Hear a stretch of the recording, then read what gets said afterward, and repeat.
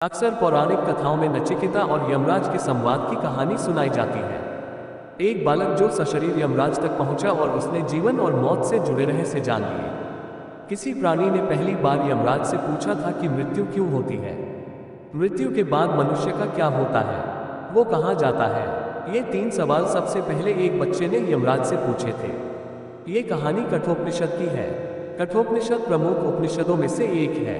मूलतः ये उपनिषद नचिकेता और यमराज के संवाद का ही ग्रंथ है। वातशुवा नाम के ऋषि की संतान थे नचिकेता। वातशुवा ने एक यज्ञ का आयोजन किया। यज्ञ की समाप्ति पर वो ब्राह्मणों और जरूरतमंदों को दान दे रहे थे। छोटे बालक नचिकेता ने उनसे पूछा, आप दान क्यों दे रहे हैं? वातशुवा ने कहा, मैंने संकल्प लिया है, अपने स्वामित्व वाली सारी चीजें दान कर दूंगा। नचिकेता ने फिर पूछा, पुत्र होने के नाते मुझ पर भी आपका स्वामित्व है, मुझे किसको दान करेंगे? वातशुवा अपने काम में व्यस्त थे, उन्होंने ध्यान नहीं दिया। नचिकेता ने फिर वही सवाल दोहराया। वातशुवा ने फिर भी ध्यान नहीं दिया। जब बार बार नचिकेता एक ही सवाल पूछ रहे थे तो वातशुवा ने गुस्से में कहा, मैं तुझे यमराज को दान देता हूँ।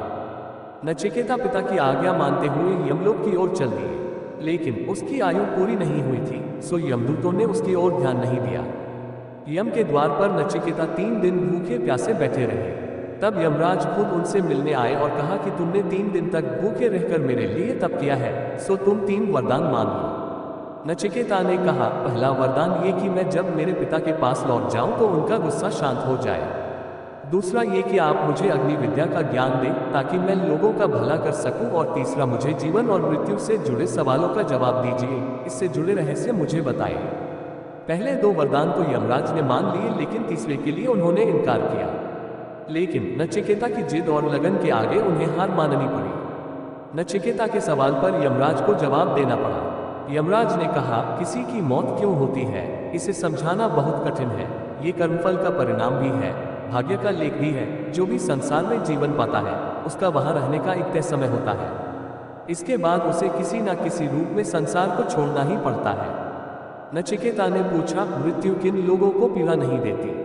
यमराज ने कहा, जिसने पाप ना किया हो, जो दूसरों को पीड़ा नहीं देता हो, जो सत्य के मार्ग पर चलता हो, जिसने अपने धर्म और कर्तव्य का पूरी निष्ठा से पालन किया हो, उसे मृत्यु कोई पीड़ा नहीं देती है। इस तरह नचिकेता ने यमराज से कई सवाल किए, जिनके जवाब यम ने दिए। इसी संवाद पर कठोपनिषद की रचना की गई है। महर्षि कठ ने इसे लिखा है।